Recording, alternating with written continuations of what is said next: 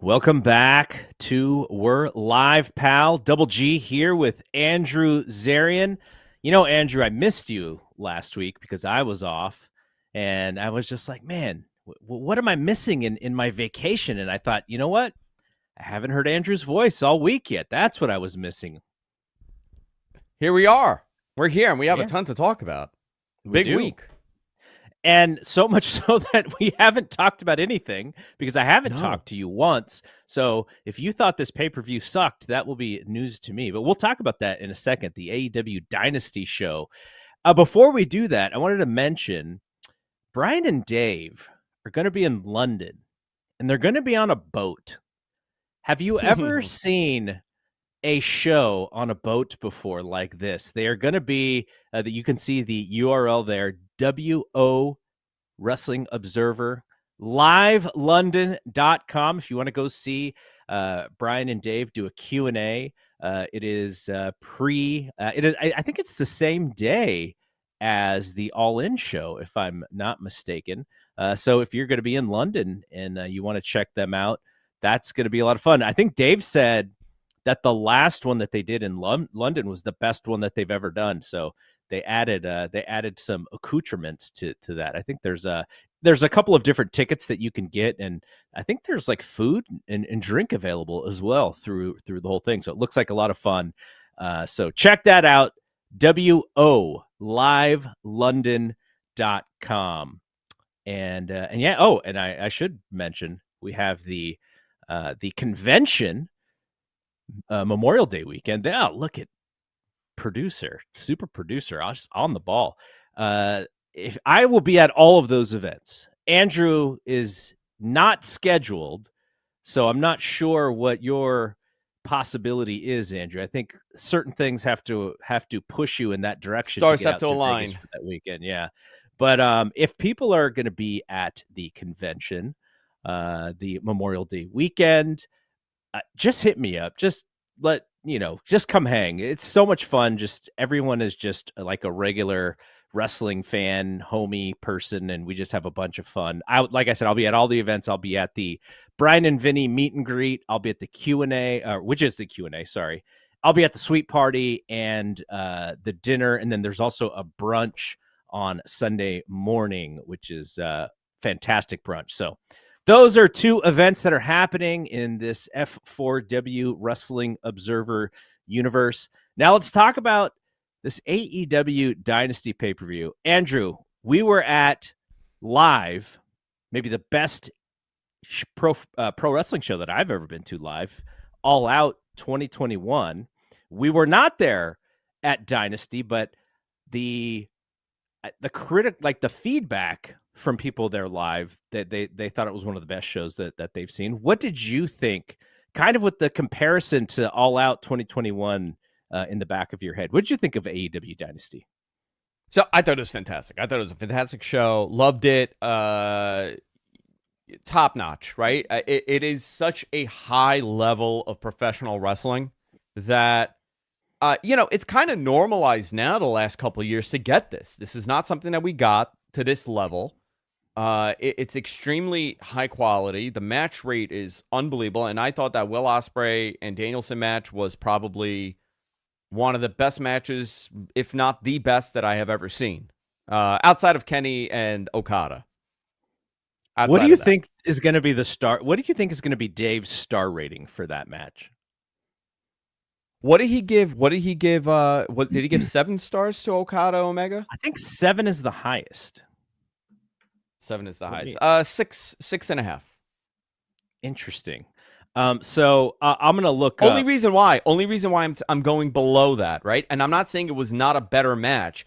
Just the story. Like, I kind of know how Dave does his numbers. Like in reading the Observer for the majority of my adult life, I know what he looks for in a 5-star match versus, a 4-star match. I think the story was lacking here because they haven't had a series of matches and they haven't really built it. I thought the build to this was great, but the long-term story was not there as much as it was for Omega Okada. So I would give it below, but I wouldn't say that the match was worse. That's it. That's an interesting way of looking at it. because when I was at Dave's house when we were watching this match, we were sort of going back and forth on the match that we had just seen and the Omega Okada that he did give 7 stars to, which was the Dominion on June 9th, 2018. He gave that one 7. And I think the main difference, because I watched that one with him too, I think the main difference in the two matches is that the twists and turns in the Omega Okada match were surprising, and we didn't really know where the thing was going. The way that they put that thing together with the other 3 matches, in the back of their minds, like we have to be a little bit different from those matches. They can't all be the same. So that to me made that match better, but at the same time, like you said, it's a little bit of a handicap for this match because it is match 1. And if you think about match 1, Omega Okada, that was a 6-star match, right? I think that was a 6-star match. Yeah, I'm looking here. The first one took place January 4th, right? 2017. That was 6. Yes. June, and then there was the June one. That was 625. The August one was a 6, and then the June one, I'm sorry, June 2018 was 7. 7. Yeah. So if you compare it to the first Omega Okada match, I would say that Danielson and Will Ospreay was better than that. But again, that match was, 7 years ago now, and wrestling has evolved, and there Will Ospreay and Bryan Danielson could not do the match that they just did on Sunday without that other match previously existing, because you're taking sort of a base and you're just kind of adding to it. What could we do? What is the possibility? And you sort of learn from stuff that you've seen before. So you say 6.5. I think that is a very fair rating. I think he's going to go quarter star higher, and I don't know what he's. It could doing, 6.75. I mean, 6.75. I would agree with it. I would 100. I would not agree with 7 stars. I would, which I rarely. I mean, listen, to me, it's all how you're viewing it too, right? How do you view will really play a big part? Like, I'm more curious when you guys were watching that, right? Like, you're watching that match with Dave, which is a historic match because of the quality of it. At that moment, do you know, or do you think Dave knows? Like, okay, you know what? Like, the gears are turning. He's evaluating this with a number. Do you see that in him? Or is it just like you're just watching it and you're like, wow, that was good? So because I've been watching wrestling with him for over 10 years now, just at his house, he'll make some comments that will kind of lead me to believe that, like he really is seeing this as something bigger than some other matches. And just watching that match myself, I was like, okay, like this is for the type of wrestling that Dave believes is high quality, like this is in the upper tier. And I've watched I watched that 4th Omega Okada match with him. I watched the Forbidden Door version of Ospreay Omega with him. I think we even watched the Tokyo Dome version of that last year as well. So that right there are 3 matches that I've seen with him above 6 stars. And I will say, based on our conversation and based on watching it with him, I think the match that we just saw is in that echelon, and probably even a bit higher than Omega and Ospreay. So that would be my gauge. But look, when we get the Observer, how many people are going to skip all of the stories and just go look for those star ratings, positively or negatively, right? Like, because some people are going to do it for a negative reason, so they can tweet about it and have low self-esteem for tweeting about it. But it is an era in which the level of athleticism and the timing, like I'm trying to think, did they like do one thing that was out of rhythm the entire match? I can't think of one. Even when they did, it was by design. If Right. they wanted to show a little bit of clunkiness, it was all by design. I mean, I had to watch that match like 5 times, not because I was trying to like get a grasp You of it. watched it 5 times? 5 times, dude, My because goodness.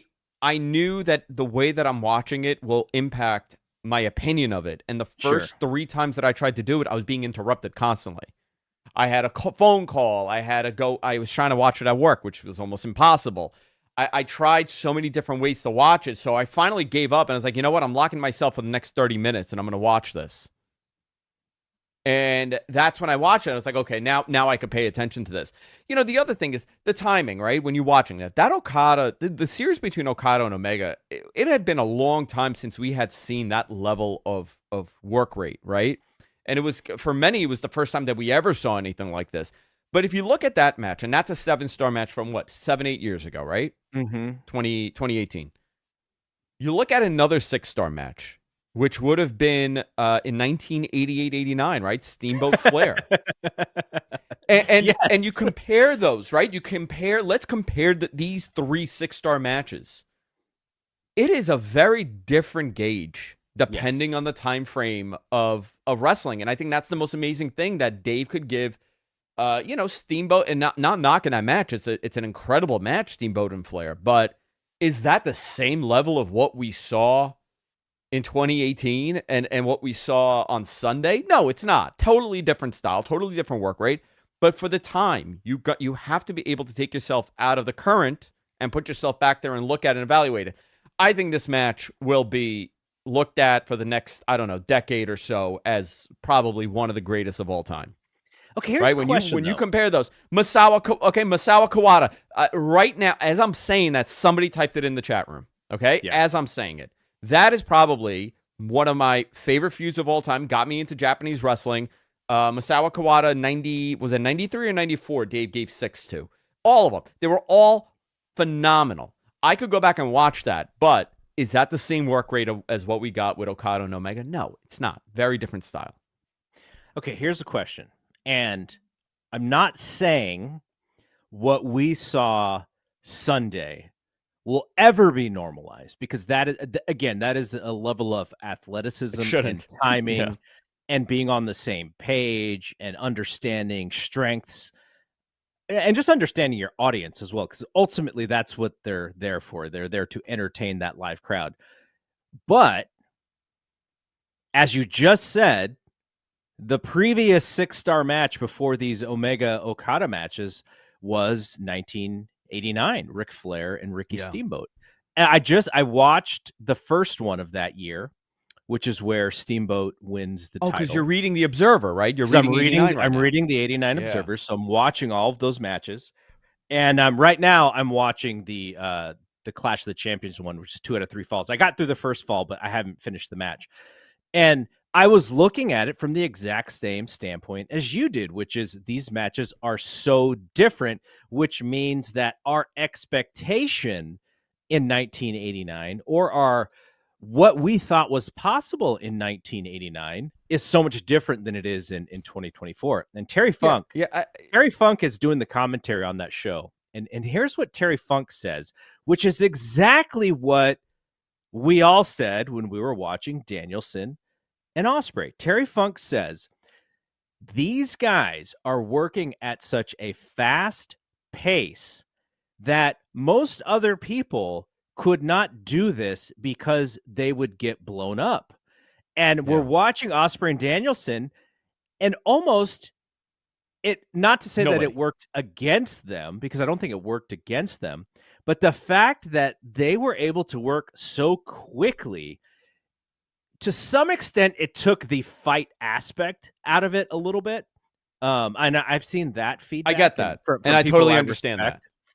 But what they did was so good that I kind of was like, I'm okay with that. It was more of a battle of who's the best wrestler, not a battle of who can fight the best. And that's kind of what wrestling can be at sometimes. In other cases, we saw it with Cody and The Rock and Roman, that it was more about who's the bigger, badder one, right? Who I'm the final boss. Like, it wasn't about who can have the best match. So different audience, right? AEW versus WWE, and what works well with both audiences is still a little bit different, though. I bet you if you put that Bryan Danielson and Will Ospreay match in the middle of a WWE pay-per-view, you'd get the same reaction. It's just Probably, yeah. what they try to teach each fan base is slightly different, but you would get the same reaction of people just going like, "Oh my God, I can't even believe that this is possible." Yeah, and Rudy in our chat room. I don't know if this is a troll comment, if not, but if it is, it kind of goes to my point too, right? Rock Hogan is one of my favorite matches to put on. Mm-hmm. To me, that's a 5-star, not because of their work rate. I mean, their work rate was great. They're doing a big man, slow paced Hey, match, but it good, was really good punches and kicks. I mean, that's what the match good was, punches right? and kicks. Everybody's got a punch and a kick, and he got a big Hogan Hulk up, but the crowd made that into something that it wasn't. And to Yeah. me, I would say that's a 5-star match. It got everything out of it that I wanted from it, and I replay that match over and over again. If I want to introduce someone to pro wrestling and like my wife, like she's watching some of my kids, great example. I'm introducing a lot of matches to my kids, and they want older matches. They love Hogan. They love The Rock. I put that on. They were blown away by it. They were so mad that Hogan lost, right? And it gets you engaged. Am I saying that's the same level of today's 5-star matches? No, absolutely not. You have to be nuts. But they both serve the purpose. And I think this match served a fantastic purpose. So the comparison to All Out 2021, the reason why I brought that up is because when we got out of that show, we were like, oh, there's a little bit of a change in wrestling right now. Here's Yeah. AEW putting their best foot forward, and they're competing. They're going heads up with WWE. Now, that also raised WWE's game, and it is not as close as it was after All Out. What is there a change? Do you feel any different as an AEW fan after this show? I'll be honest. I don't, because my expectation of this show was very high because I knew that it had to perform. And just on paper, right? On paper, how could it not? It would almost be a travesty for that company if something, if it was a bad show. It's impossible. You can't have a bad show with the card that they had. I don't feel the same as I did in 2021 because they had Punk, and that was the major momentum.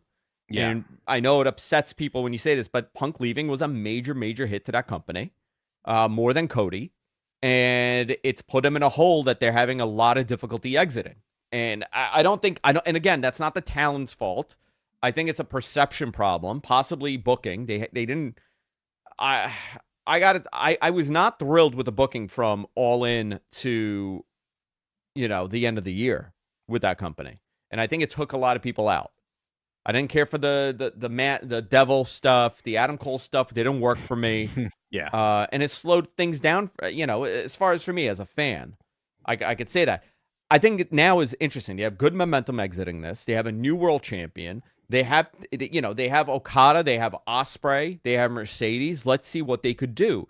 The matches are not going to change their TV. They're not going to go from 800,000 or 750,000 to 1 million plus because of good matches on TV. They need to create a spectacle, and they need to create something that people tune into. Casuals, not us. We're going to tune in every week because we like the work rate. But how about the WWE fans? How about the P2s? Not necessarily someone that is focused and watching every week, but the guy that's channel surfing that knows AEW and tunes in. How long can you get them to stay, and how? That's what they got to be concerned with. So I do believe that Swerve and a Willow at the same time winning the titles, at least culturally, it felt like a really strong moment. Now, because of how great that match was before the main event, Swerve's moment is being talked over a little bit. I mean, just look at it. We started this podcast talking about the match versus Swerve winning what should be the most important title in the company, or the most important thing. It should be the most important thing, but yet, because of how good that match was, it's kind of second on our list of things to talk about.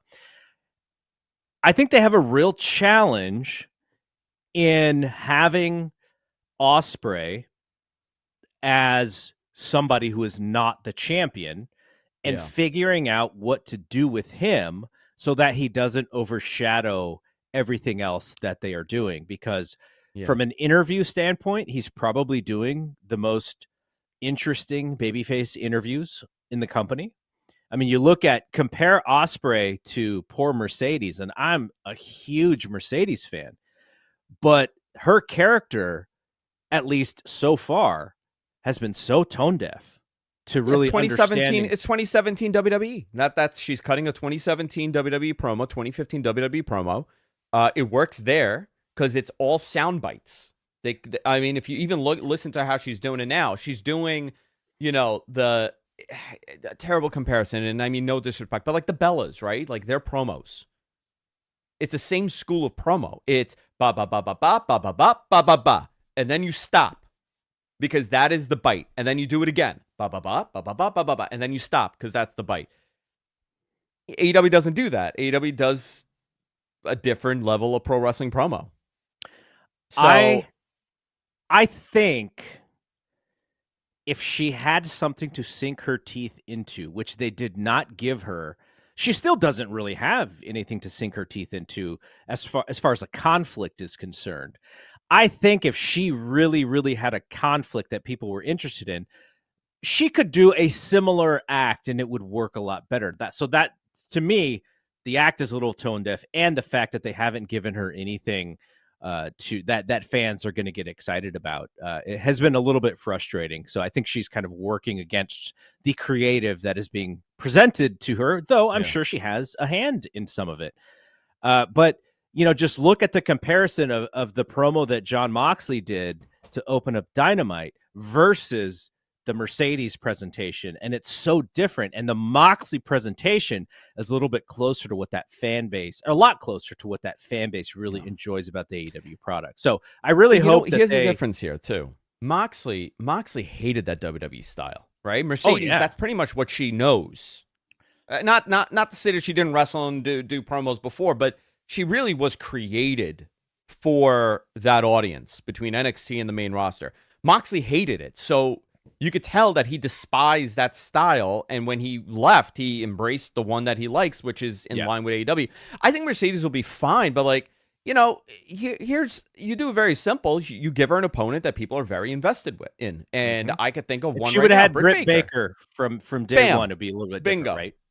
Bingo. She comes out. She can still do the same cocky gimmick. She can still do the whole thing. I'm the CEO. Well, I'm the DN, whatever. I'm the boss. I'm the DNT, DMD, DNT, DM, DMT. I've been listening to Rogan too long. Yeah. GTA 5, GTA 6.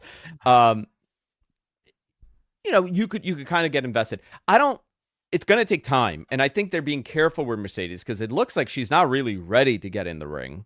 That's the other part, a little bit more time.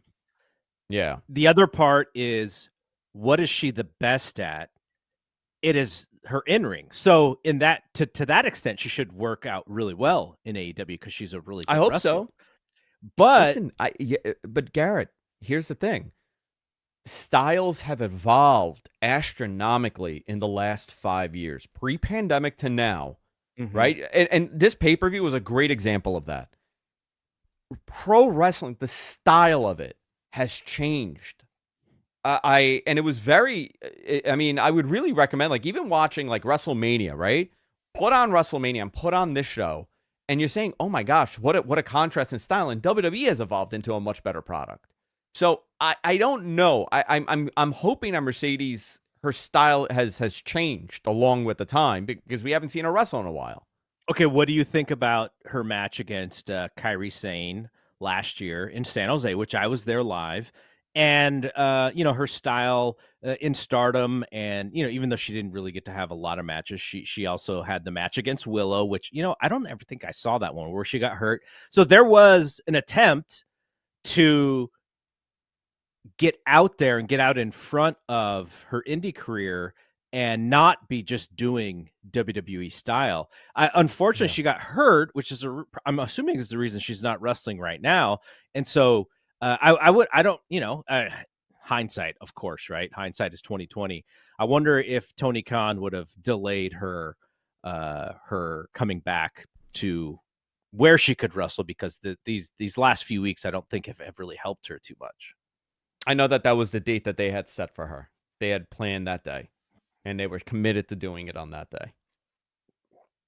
So let's talk a little bit about Swerve, because I think, and we've talked about this on this podcast going back months and months and months, he's got an it factor with his personality, with his persona, that is just cool.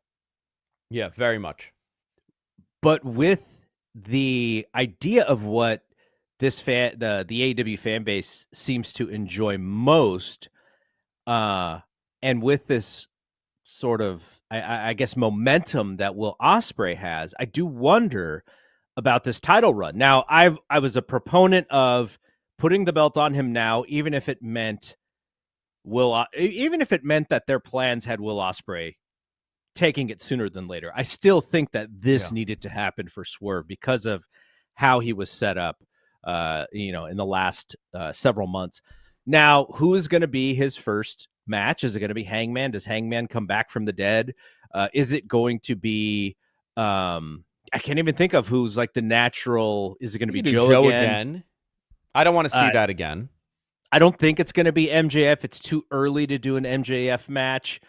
You would imagine, based off of your reporting, that of where Forbidden Door is going to be at, that could be a natural spot for MJF to return if he's ready. There's lots of folks out there, but I'm going to be watching Wednesday's Dynamite to see what the first plan is for Swerve, because I think you have to take advantage. Like, he's got to be a fighting babyface champion, and he's got to take on all comers, and they got to get some matches done. He's got to get some impressive wins under his belt. And I'm just very interested to see what Tony Khan and the rest of their creative sees for him to kind of keep the momentum going, or even take it to the next level. Because, like I said, he's different culturally and just from that coolness, and there's stuff to work with there that is a little bit outside of your normal pro wrestling lane. So I'm going to be watching Dynamite very closely for that. Well, I think here's the benefit, right? He got over not chasing the title. He got over doing his own thing.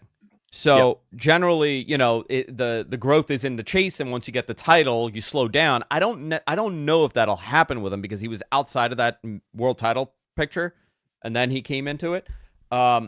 But what's a long enough reign for him? If the plan is that, Ospreay gets the title at All In from somebody, I don't think it should be Swerve. I don't think that should be the match. So Swerve should most likely will lose if that's the plan prior. So who is a better opponent? I don't know. But you could do a bunch of these. Like, I want to see him and Edge for the title. Why can't they do that match? I want to see him and Christian. That's a filler. That's a nice filler feud that people would get into. There's so many of these that he could do, because his style just works. He has very much a hybrid style of wrestling. I don't know. I hope the reign is long, and I hope it's not going to be cut short because of timing. Now, we see Will Ospreay wrestle really good television matches a lot. My worry is that, again, we are normalizing what should be special because of how special Will is. I don't necessarily like watching 25-minute matches on television, because there's commercial breaks, and that this is not the finality of the match that you're buying on pay-per-view. It's not going to be that good. It's going to be predictable. I just wonder if he's not going to hold the belt for very long. You only have 3 pay-per-view windows before or in between now and All In. Does that mean he's only going to have those 3 matches? Are we going to be able to put title matches on Dynamite, world title matches?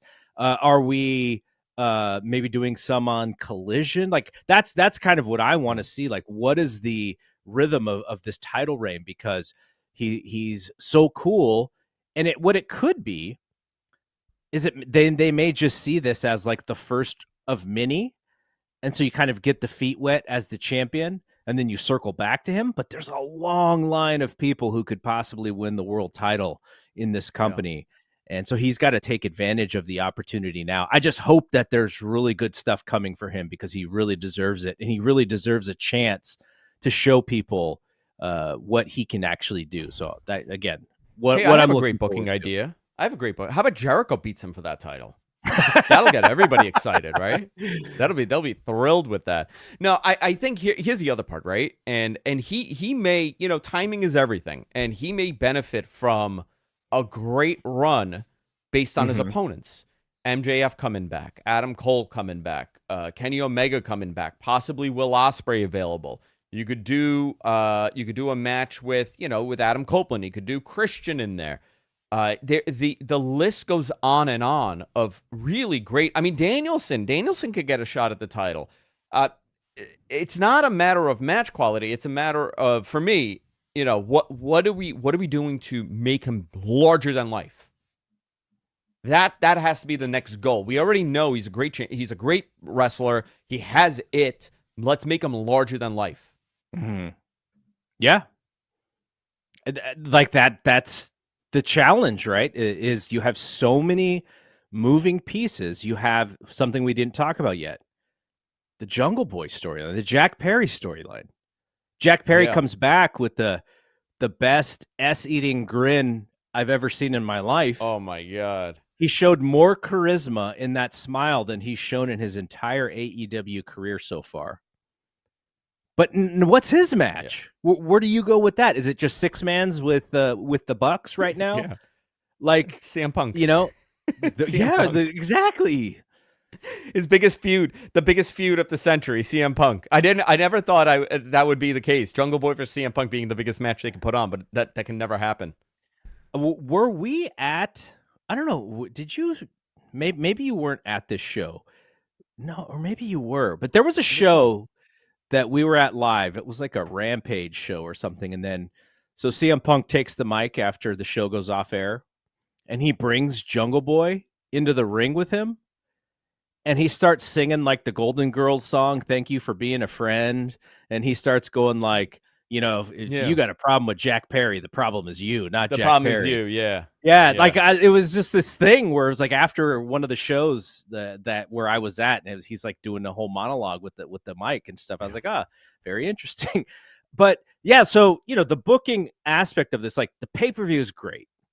They do killer shows. The last two AEW shows, this one and the Sting retirement, I don't rank this stuff. I don't even really think about it too much after it's happened because you and I and me and Dave and everything I do, we're just so much moving on to the next thing that it just doesn't register with me as much. But these last two AEW shows were fantastic to me.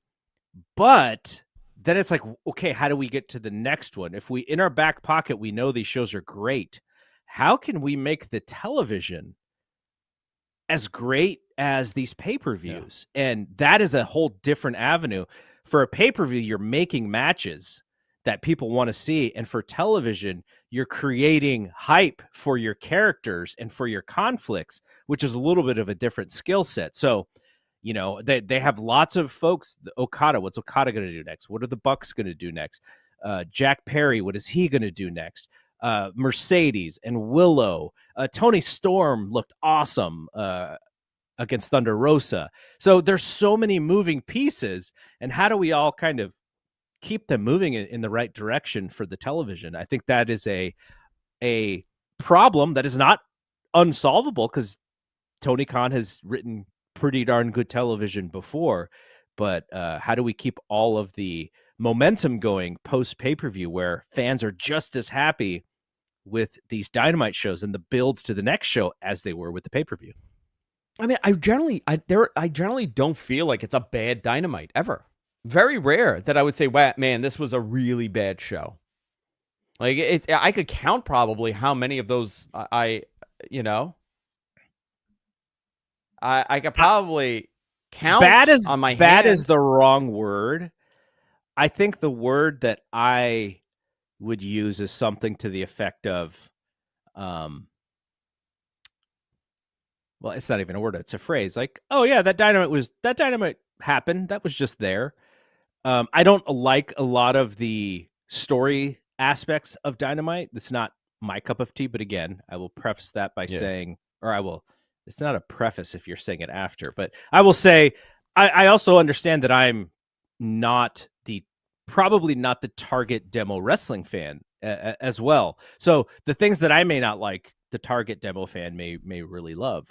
But yeah, I could do without a lot of the stuff that happens on Dynamite. There are some things that I like again, like that John Moxley interview from last week. That was phenomenal. But yeah, I have some disagreements and just things that I'm not into. Like, it's not even me trying to be some expert or anything. Like, I just like, oh yeah, I didn't like that for X, Y, and Z. But I do know that the feeling you get after a pay-per-view most of the time for an AEW show is like very high. And doing that week to week on television is I gotta imagine it's just much harder. Do you think they miss out? And this is I'm just throwing it out there. Do you think AEW misses out on that post pay-per-view hype because they're on Wednesday and they don't have on Monday? Instead of Monday, where it's like, I need to see what happens. Yes, I do.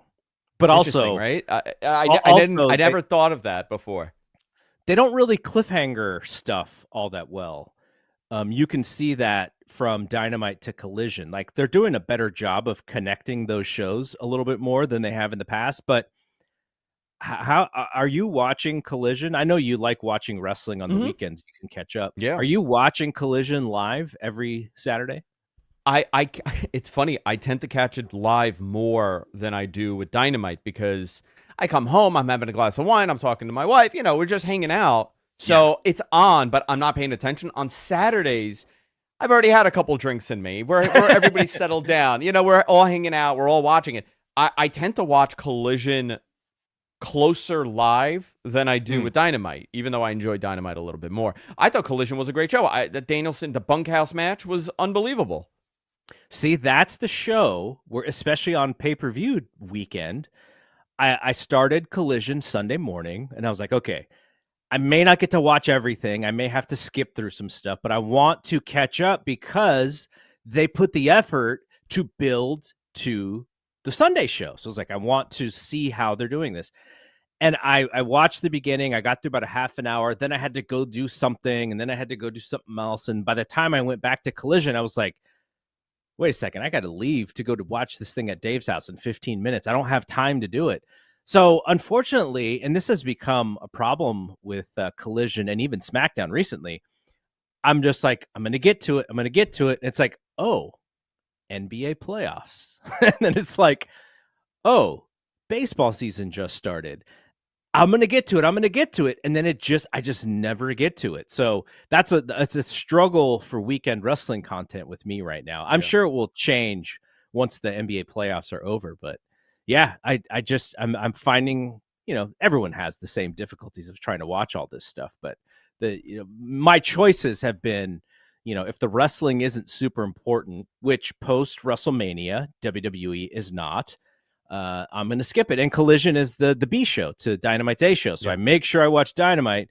And if I have to skip, it's going to be Collision. And then, if I'm doing nothing all weekend, I will actually get to Rampage. But that is we all go through these, right? We all go through ups and downs. Like, we cover wrestling, so it becomes a little, like a chore if we're kind of out of that. I'm back into it now, but like for a while from January on, like after the Rumble, like I was a little on and off. Like I don't know. I was bummed out over everything. I'm still bummed out over the whole Punk thing that didn't work with AEW. I think that will be the ultimate story when we retell this. When Dave writes, the book on wrestling in the 2020s, that's going to really be the catalyst of change. Cody leaving and Punk leaving, and them putting things together. I'm very curious. I always think about this. What do you think the structure of the hierarchy of AEW would be if Punk never left? But we're talking about the Punk that came back and was the heat magnet. Punk comes right? back. Yeah, we're talking about the guy who. Could that maybe Punk they make up? Exist?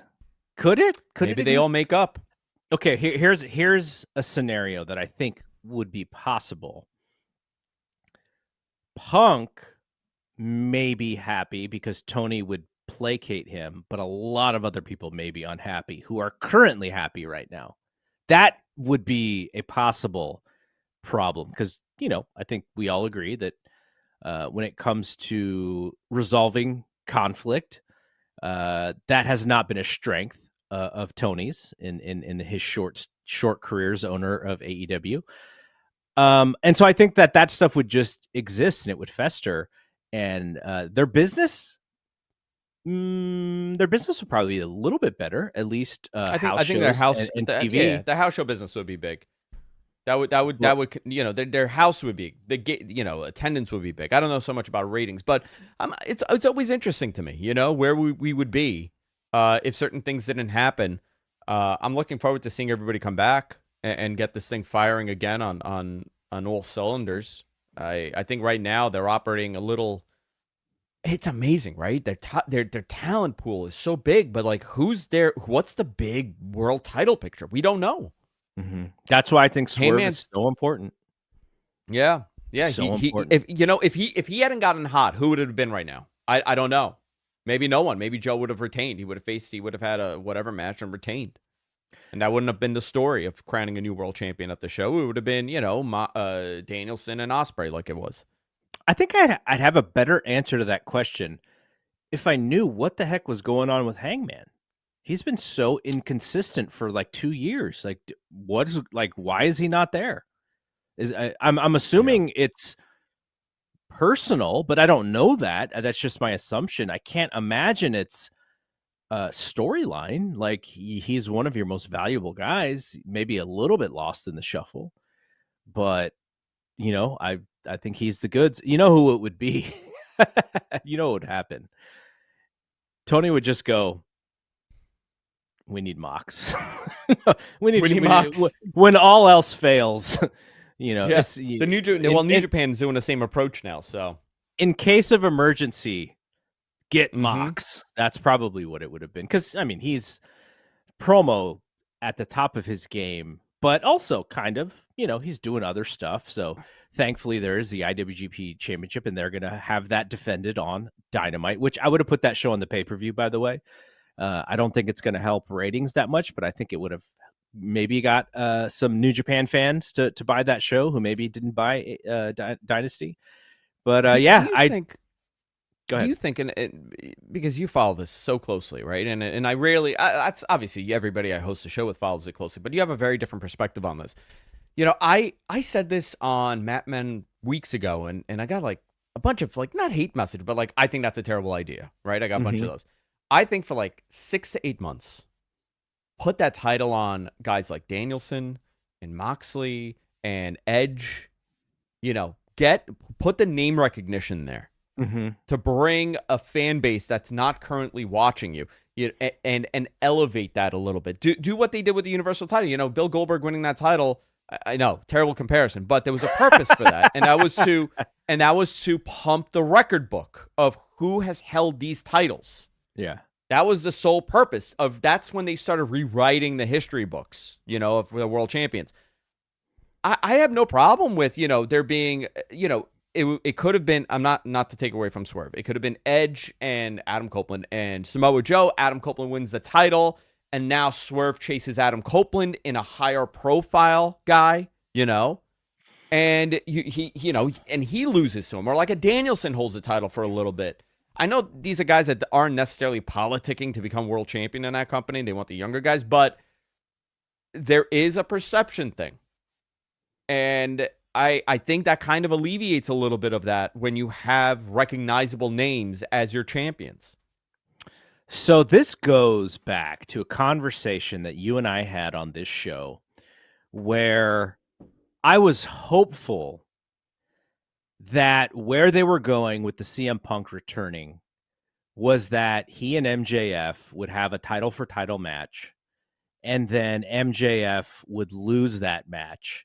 And then he would turn babyface, and then he would go on this journey to be a babyface and beat CM Punk for that world title. And that's sort of the same thing, right? Putting the world title on CM Punk is kind of the same thing, which is you're bringing it a little bit more general exposure from a pro wrestling fan that may not be watching your product, which you should be trying. I know everyone likes to make fun of even Big Dave on Wrestling Observer Radio last night. He made a joke. He's like, what about the casuals or something like that? Yeah. Now, we don't have to think about that because chasing this mystery casual fan, like who knows what those people want? We don't have data on those people.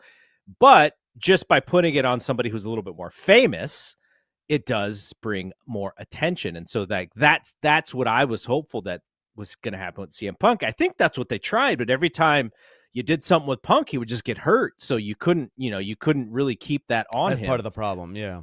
The Danielson thing is very interesting because, and here's where I go back to normalizing the wrestling, which is I think AEW fans would rather see Bryan Danielson have these great matches versus being the world champion and cutting world champion like promos and defending against, all of these different people. They would just rather see the dream matches that they've been waiting for Bryan Danielson to have since, he joined AEW. So it's a little bit of a different pathway. It's almost like Bryan Danielson has like this invisible dream match title belt, even though he loses all the dream matches. Yeah. And so like, that's kind of what Ospreay is doing too, right? It's like, what are the matches that we can see with Will Ospreay? And to me, I don't know if you watched, I'm sure you watched Raw, but Gunther comes back to Raw and he's like, yeah, I lost that title. Good for Sammy. But guess what? I'm going into that King of the Ring. I'm going to win the King of the Ring. And then depending on what brand I get drafted, I'm coming for that championship. And so he's basically putting his flag down going like, I'm going after bigger fish. So if Will Ospreay and Bryan Danielson just had this match to declare who's the best wrestler in the world, even though none of them has the world title, I don't know if Will Ospreay can come back on television and just be this guy who pretends that Don Callis doesn't exist. And like that storyline is just an odd one to me. I think he kind of needs to plant the flag and be like, yeah, I just beat the best. And now, I need to get the most prestigious world championship in all of wrestling. He doesn't have to get it now, but he needs to tell us. And he challenges John Moxley. And he challenges John Moxley. That would be hilarious. Yeah.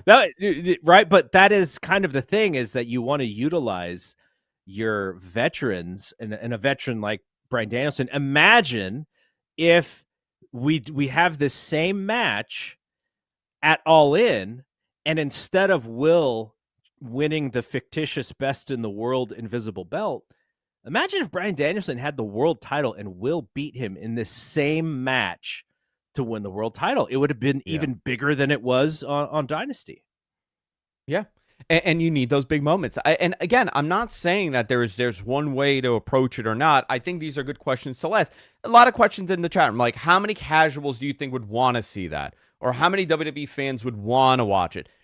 We know that AEW is capable of doing million plus for their live TV. We know that. But where are they? Where's that 300,000 people that have disappeared? Well, this is the problem that Big Dave always talks about, right? Which is when WWE is giving their fan base what they need and they don't need to look elsewhere, that's where they went. Yeah, but here's the reality. They're happy with the product. Reality. They never gave them with anything on Raw because Raw was not good until Dwayne came back. It was still not great until the last, since January. And SmackDown, it's really, if you're into the Bloodline stuff, that's what you're watching. Outside of that, there's not too much. It hasn't been too much. So was it that storyline was so captivating that it took 300,000 plus away from your competition because wrestling is now, you only have certain hours in the day? That's a possibility. Or is it that, AEW could do something a little bit more to get these guys in? These are all interesting things to look at. And that's what we do as an analyst. Listen, at the end of the day, guess what? If I'm watching wrestling, if I was not covering this, I would not give two shits on ratings or attendance or any of that. I would just care about the matches and the TV. And Yeah. I would still say that AEW is a better show if that was the case. But I analyze it and I talk about it and we have open conversations. These are it's a different way of approaching it. But those 300,000 that left from 18 months ago to today, they didn't leave and say, well, WWE is so much better now, I'm going to tune into them. There's other variables, and you just have to alleviate that. You have to eliminate that. But don't underestimate Cody, right? Cody left. That was the beginning. Yeah. Cody is, I don't know if Cody's a co-founder, but he was a big part of their rise.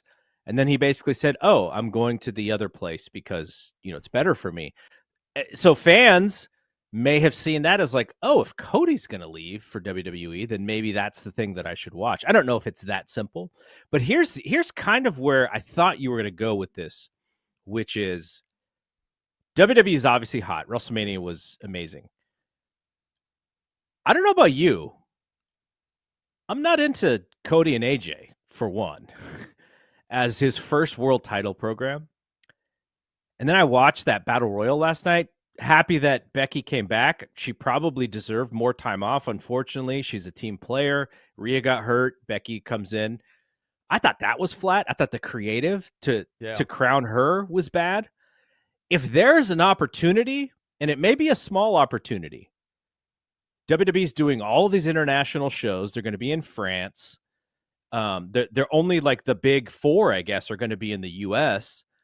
If there is an opportunity for AEW to gain a little bit of ground, it is now in this post-WrestleMania malaise. Now, I had this conversation with John The Rock on the Fight Game podcast, and he's like, look, France is going to be hot. They're going to be so on fire for that show in Backlash. And I was like, great. I agree with you. But just because you're doing it for an international audience, knowing that you don't hit that market very well, there is still a television audience who's going to watch that show and go, Cody versus AJ. Not the world title program I thought was going to be Cody's first title defense. So who did you think? Where do you think it was going to go? I don't know, because they didn't set anything up, right? Because we didn't know what we think eventually Roman's going to get another shot at it, right? That's just natural.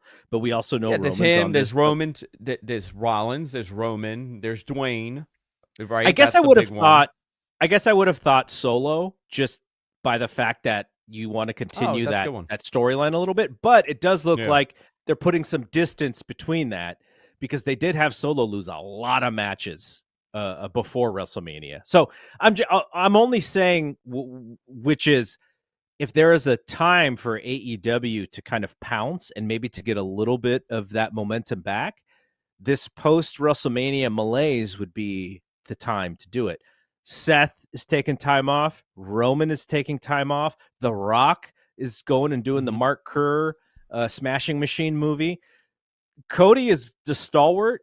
Rhea's hurt. There is some opportunity if somebody goes, you know what? Raw was kind of boring, which I thought. I thought Raw was pretty boring. Yeah. Last week too. Last week wasn't amazing. And so there is a good opportunity if AEW can put together some hot shows. I think they're not going to get a lot of it back, but there's they can get some a little bit of the kind of that boutique dandiness that they had back, and I think it'd be a good opportunity for Tony to put a lot of his chips forward for these next couple months. Yeah, and think about what he has on his side, right? Like you mentioned, all the people that are gone on WWE's side, between Roman and Dwayne and whoever else is gone, Rhea's gone. On the other side, the last 3 months, Tony got Ospreay, Mercedes, Okada, which is a huge get, right? Arguably. He has the best wrestlers in the world between Okada and Ospreay and Omega and Danielson. There's just nothing better than that. Once those guys start coming back and MJF is healthy and he comes back, we have seen a decline in the ratings since MJF was gone. That's a given. We've seen the change. And MJF is not a guy that wrestles on TV every week. He's a guy that comes out and cuts a really good promo and builds his feud, and then he leaves. He's a pay-per-view wrestler. Those moments. He's a pay-per-view wrestler, and you need that, right? That's very important to have. I think for Tony, especially with the new deal coming up this year, which I always have leaned towards that there's going to be no, big shakeup here. I think it's going to be more positive than negative for Tony with this deal. Tony's problem is a perception problem, plain and simple. It's a perception problem. He's battling some bad agents on the internet. It's a pile-on, a lot of it. It's a lot of people that don't really necessarily watch the product, and they watch it to make fun of it or meme it. And WWE has the same exact problem too, but for whatever reason, they're very vocal with this. And, who cares? But at some point, that matters. Because when I talk to someone from WBD and they, maybe say the same nonsense that's being said on the internet, to me, that's a little worrisome. Yeah. And I know, listen, and I know Eric has been wrong about a lot of things, but that it always reminds me about WCW. Yeah, was WCW terrible in 2000, 2001? Sure, yeah, but you could see the pieces were being built. Between, AJ Styles and Chris Daniels, they were trying to build something here. The fact that you just said that is amazing, and I'll tell you why. Okay, tell me why. On Friday's Wrestling Observer Radio, Dave and I went way long because we had a guy, an author, Brad, who's a author of the Six Pack book, which is a really good. I think he's part of my tribe. I think he's part of my tribe. Oh, is he really? Yeah, I think so. The last name. Yeah, I think the book is really good. I think you personally would really love that book, just because of what what you grew up with in wrestling. So, anyways, well, I heard the Sheik stuff. He was talking about the Iron Sheik. I heard that part. That stuff is awesome. The Sheik stuff is awesome. So, we went way long, and give you a little behind the curtain here. When I upload shows to the audio shows, like we stream to YouTube, we can go forever on YouTube, right? There's no really, doesn't matter how long we go. Like the YouTube, it just exists, and it gets put up on demand, and it's fine. But the podcast, there is an upload maximum. And so Tony Leader, who's the guy behind the scenes who makes sure that this website works, he told me, hey, you get to this number, a file size, like you can't go over it because it may screw the stuff up. So he's like, here, this is why Brian, every time you hear Brian, he's like, hey, we're coming up on time. And you're like, dude, it's like an hour and 20 minutes. What do you mean? So in shows that Dave and I do, sometimes they go long. So what I've done is I've made the file size 128 is kind of the how most people download audio is 128.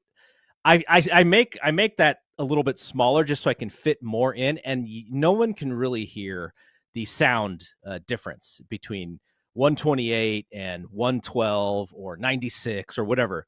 I can, and I'm not even making a joke. I can. Okay, so but I have educated most people, ears. Most people with normal ears can't really tell.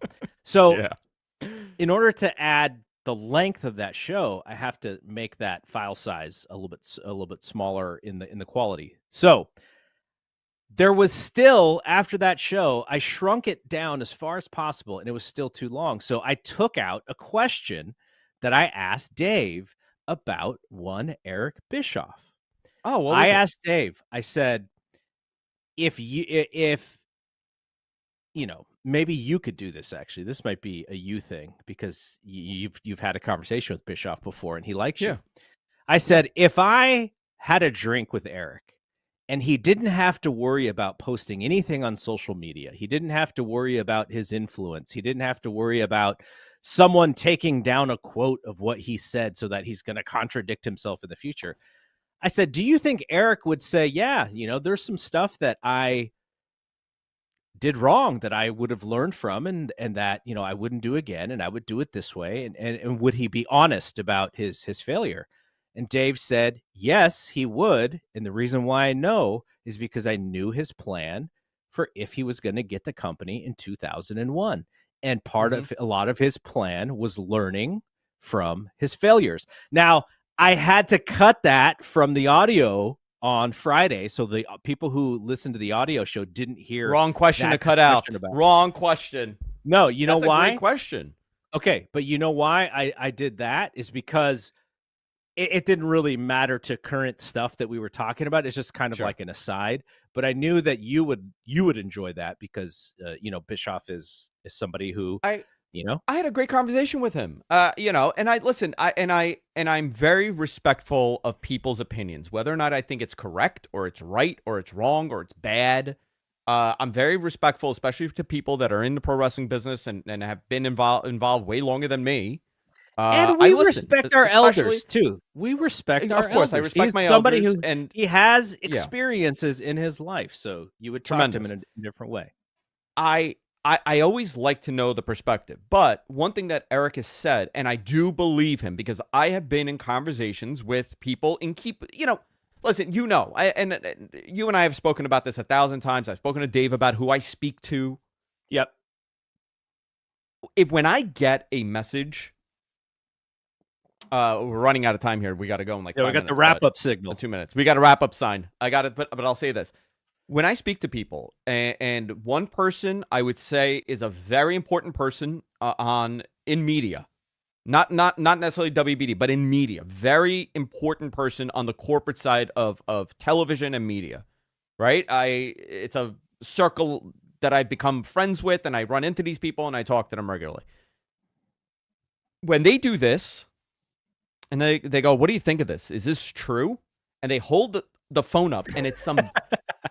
I was going to use a very bad word, okay? Some really ridiculous tweet from some loser that is just making something up. And I know it's a made up thing. And this guy is showing this to me and saying, "Is this true?" You know what? Eric was 100% right with that. You can't expect the smartest people in key positions are not always the smartest for that topic, for a specific topic. I looked at this guy and I was like, "What do you think?" And he's like, "I don't think so, but I had to ask." I said, "Yeah, I'm not even going to repeat what the tweet was. I don't. Yeah. It was just so dumb that But this is a problem, and I'm not saying censorship is the answer or anything. But Eric does have a point there. When there are bad actors out there gunning against you, and again, I'm not an advocate for AEW. I'm an advocate for good pro wrestling. To me, the team doesn't matter. The players matter, and the matches matter. That's what matters. The game and the players. That's it. I see that point, and I brought that up to Eric when I was on a show, and I said that. I'm like, it's really fun, and I brought the person's name up, and I mentioned it to him off the air, and he's like, "Yeah, this is what we combated." But Eric, I think it's a shame that him and Dave have the problems because I think Eric is a great person to listen to about mistakes that you could make, and he lived through a lot of the problems that Tony's living through with WBD. And mergers and possible sales and downsizing and all this stuff. Eric lived through that from 1996 on. And, when you deal with those kind of things, it's not easy. And I'm willing to bet, and this is my opinion, this is not anything that was said to me. I'm willing to bet that if WBD didn't have that merger and didn't have some of these other external issues outside of AEW, I think the deal would have been done by now. They would have been on Max. They would have figured it out. It's just so many moving parts that when you're number 4 and 5 on the importance list, you think WBD gives a shit about AEW when they got a new Batman movie coming up? No. Sounds like the NBA I'm giving deal that as an is example. also sounds like the NBA deal is also kind of coming soon as well. So and that's that was my the point. big priority. Yeah. The NBA deal is the big priority. I know. I'm sorry. I took up too much time with this. No. I mean, me trying to describe the file size took up so much time too. But producer John gave us the wrap up sign. But hey, this was a lot of fun. Like I said, I did miss you, which made me so much more excited. Oh, me too, dude. Today. This is always a blast. I love doing the show. It's a key. So for Andrew, thanks to producer John for all the stuff that he's done today. I am Double G. We will see you when we see you. Peace out.